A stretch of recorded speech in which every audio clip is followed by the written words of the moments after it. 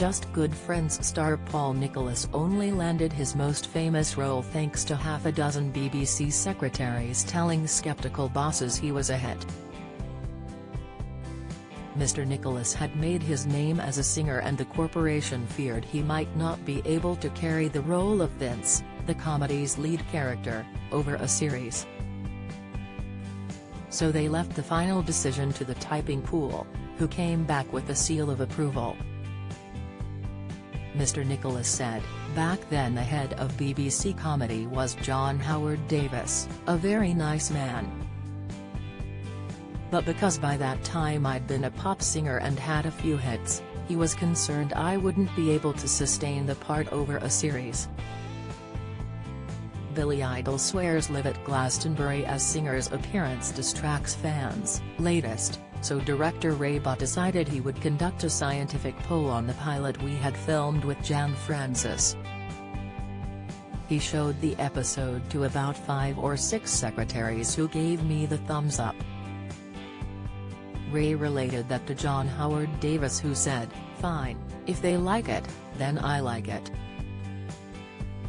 And it did indeed become a big success.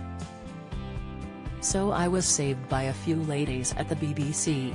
The show, created 40 years ago, catapulted Nicholas, now 78, to stardom as a TV heartthrob.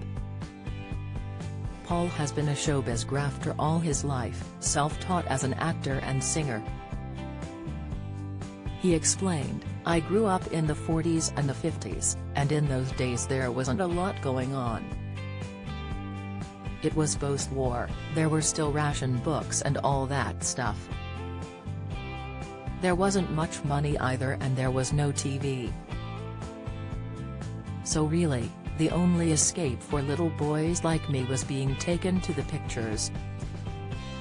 I watched all those wonderful colorful films like Singin' in the Rain and all those musicals that were prevalent in the mid-50s. That was the spur for me." He admits he wasn't very good at school, so got involved with local bands and learned the craft of singing. Paul recalled, "I was lucky enough to get involved with Hair, which came about in 1967. They were looking for kids off the street, people that could sing but that looked a bit like hippies, though not necessarily trained actors. But you did have to be able to sing, and that was really the savior for me. Basically I've done that ever since and learned on the job." Don't miss. Wagner leader orders coup to back off from Moscow as coup closes in. Latest, he won the lead role in Andrew Lloyd Webber's Jesus Christ Superstar in 1972, I mean, I'm not religious. But the first time I went up on the cross and they played the theme of Gethsemane, as Jesus dies, I did feel very emotional. I started to cry. You felt so vulnerable up there. The effect it had on me certainly transferred to the audience, because the only sound I could hear was people sobbing in the audience. His singing career was flourishing too, with top 10 hits including Dancing with the Captain, and Grandma's Party in 1976. Paul also branched into producing with a string of successes, including Grease, Saturday Night Fever and The Pirates of Penzance. He jokes, "I was always very generous. I managed to employ myself in several of the shows." More recently he starred in the Best Exotic Marigold Hotel about retirees living old disgracefully. He said, "These days being as old as I am at 78, is not like being 78 in 1950 or 1940. There's a lot more to do now for older people." There's a great line in the show, which I think is worth quoting. It says, "We're not old. We've just been young for a very long time."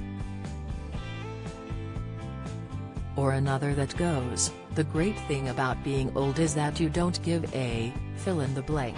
Musicals, Marigolds and Me, by Paul Nicholas, charting more than 50 years in the entertainment business. Available from Monday on Amazon, Audible and iTunes.